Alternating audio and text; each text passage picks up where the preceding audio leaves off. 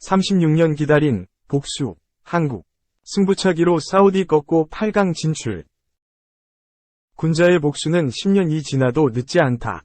1988년 아시안컵 파이널에서 사우디아라비아와 만나 승부차기에 패했던 한국이 36년 만에 멋진 서력에 성공했다. 위르겐 클린스만 감독이 이끄는 대한민국 축구 국가대표팀은 31일 새벽 1시 한국 시각 카타르 알-라얀에 위치한 에듀케이션 시티 스타디움에서 로베르토 만치니 감독이 지휘하는 사우디아라비아, 사우디와 2023 AFC 아시아 축구연맹 카타르 아시안컵 16강전에 나섰다. 사우디가 후반 1분 압둘라 라디프의 첫 골로 앞섰으나 후반 45+9분 조규성의 동점. 골이 터지면서 양팀은 연장 승부차기에 돌입했다. 한국은 승부차기 4에서 2로 승리해 8강에 오른다. 클린스만 감독은 대회 출전 후 처음으로 103카드를 선보였다. 포메이션은 3-4-3에 가까웠다. 김영권, 김민재, 정승현이 수비 라인을 구축했고 설영욱, 황인범, 이재성, 김태환이 2선에 섰다. 전방에는 손흥민을 중심으로 좌우에 정우영과 이강인이 배치돼 3인이 공격을 이끌었다. 42,389명의 관중이 들어찬 에듀케이션 시티 스타디움에서 시작을 알리는 휘슬이 울렸다. 킥오프 후 약 5분간 사우디가 한국을 거세게 몰아붙였다. 빠른 측면 자원들을 앞세워 양 사이드를 파고드는 움직임이 반복됐다. 특히 왼 측면에 자리한 모함메드 알-브레이크가 중원의 지원을 받아 빠르게 터치라인을 오르내렸다.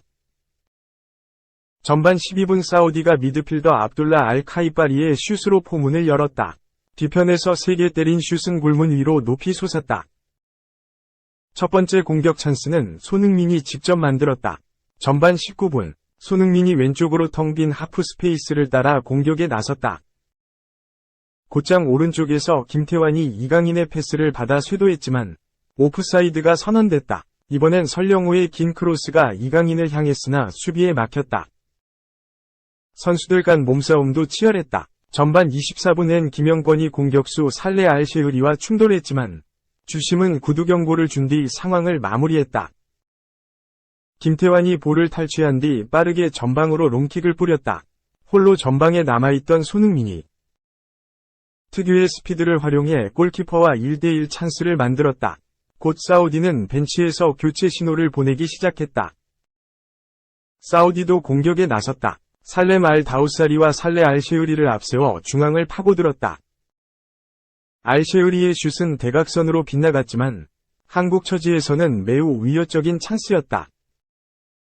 이강인과 손흥민을 향한 견제가 거셌다. 잇따라 넘어진 둘은 금세 자리를 털고 일어났지만 위험한 장면이 연출되면서 오려를 샀다. 새로운 전술에 적응한 한국은 점차 호흡이 맞아들어가기 시작했다. 사우디 진영에서 찬찬히 볼을 소유하며 기회를 노렸다. 설영우가 정우영과 자리를 맞바꿔 올라간 뒤 황인범과 이재성을 거쳐 이강인, 손흥민까지 볼이 전달됐다. 사우디의 세트피스 찬스에서 위험천만한 상황이 벌어졌다. 살레 알-쉐흐리, 알리 라자미, 살렘 알-도우사리가 연이어 공중볼을 따내 헤더를 시도한 것. 정신없이 몰아치는 사우디의 슛은 골대를 맞고 튕겨나왔다. 행운이 한국을 살렸다. 알-도우사리의 마지막 슛이 한국 수비를 맞고 나가면서 코너킥으로 이어졌다. 0에서 0으로 다시 후반전이 시작됐다. 1분 만에 사우디가 선제골을 뽑아냈다.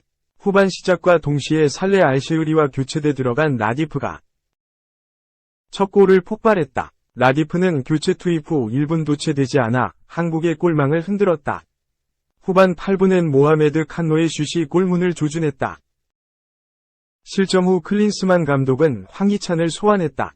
후반 9분 정우영이 나오고 황희찬이 들어가면서 측면에 변화가 생겼다. 말레이시아와 조별리그 3차전에서 엉덩이 근육 부상을 딛고 복귀한 황희찬은 대회 두 번째 경기에 나섰다. 한국의 세트피스 찬스가 이어졌다. 후반 13분에는 김태환이 얻어낸 프리킥을 이강인이 처리했다. 후반 16분에는 손흥민의 역습 후 코너킥이 주어졌고 이강인이 다시 키커로 나섰지만 마무리를 짓지 못했다. 한국이 두 번째 교체 카드를 꺼냈다. 미드필더 박용우와 공격수 조규성이 투입됐고 미드필더 이재성과 중앙수비수 정승현이 나오면서 103에서 104로 수비 라인이 재배치됐다. 라디프가 또 한 번 한국의 가슴을 철렁이게 만들었다. 후반 23분에 나온 라디프의 슛은 조현우의 반대편으로 나갔다. 이번에는 교체 투입된 황희찬과 조규성의 호흡이 만들어졌다. 황희찬의 패스가 조규성을 향해 갔다. 아흐메드 알카사르가 조금 더 빨리 움직여 볼을 잡았다.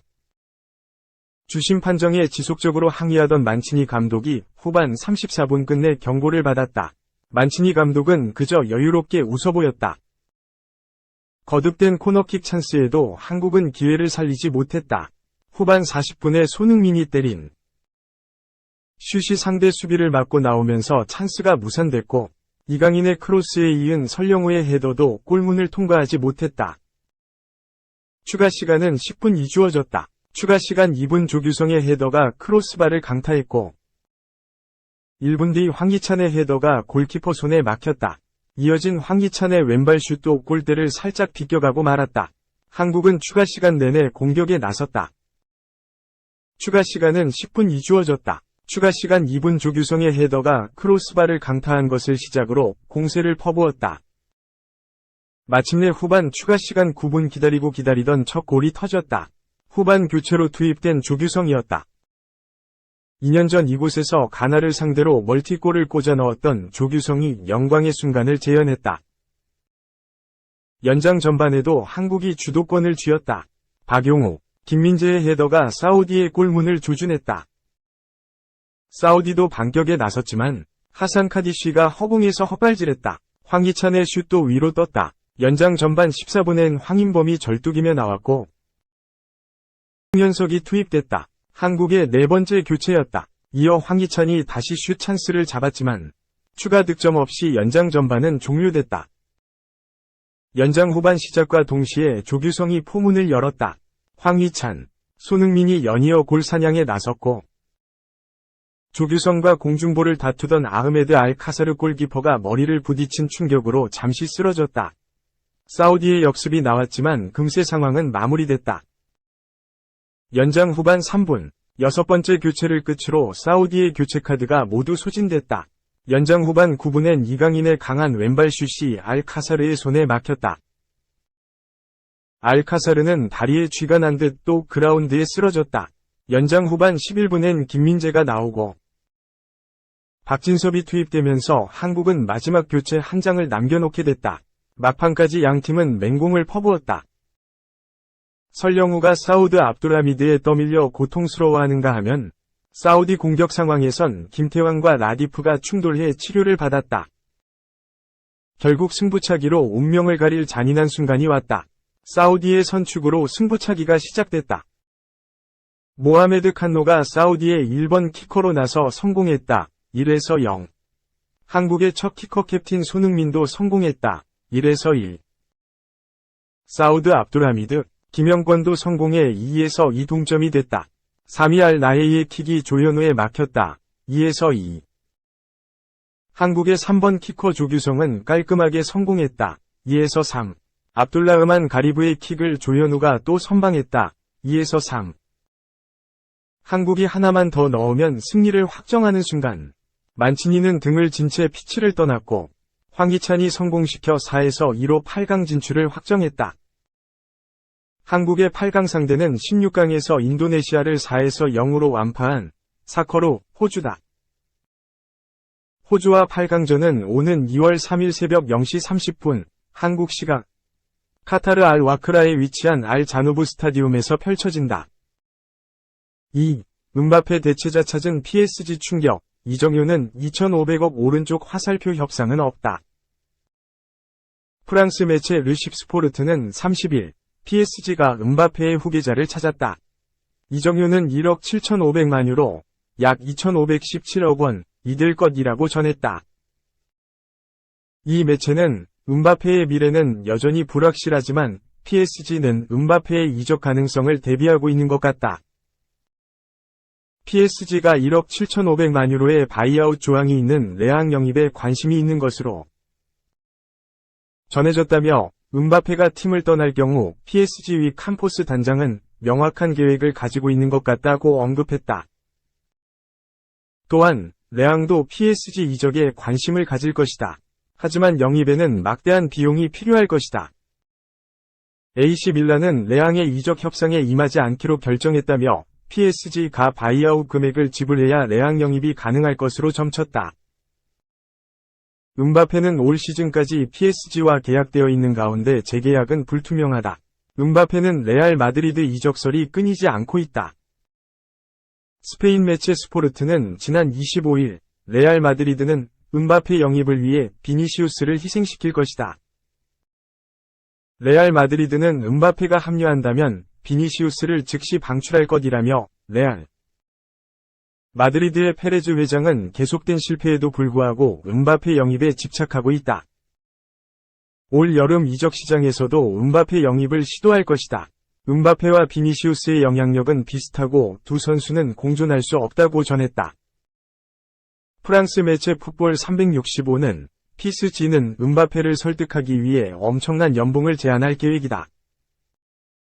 PSG는 음바페가 레알 마드리드를 거부하고 새로운 계약을 체결하도록 압박을 가하고 있다. PSG는 음바페 잔류 계획에 대해 좌절하지 않았다며 PSG는 2029년까지 연봉 1억 5천만 유로, 약 2182억 원과 함께 추가로 5억 유로, 약 7273억 원을 지급할 계획이다. 음바페는 10억 유로, 약 1조 4545억 원 이상을 벌 수 있다. PSG는 레알 마드리드가 할 수 없는 제안도 할 것이다. PSG 위 나세르 알켈라이피 회장은 음바페가 계약을 연장한다면 올림픽 출전을 허용할 것이라고 언급했다.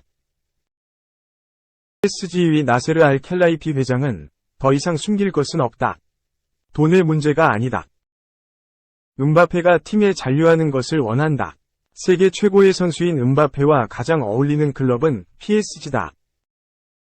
음바페는 우리의 프로젝트 중심에 있다. 며 음바페와의 재계약을 자신했지만 음바페의 거취는 여전히 불투명하다.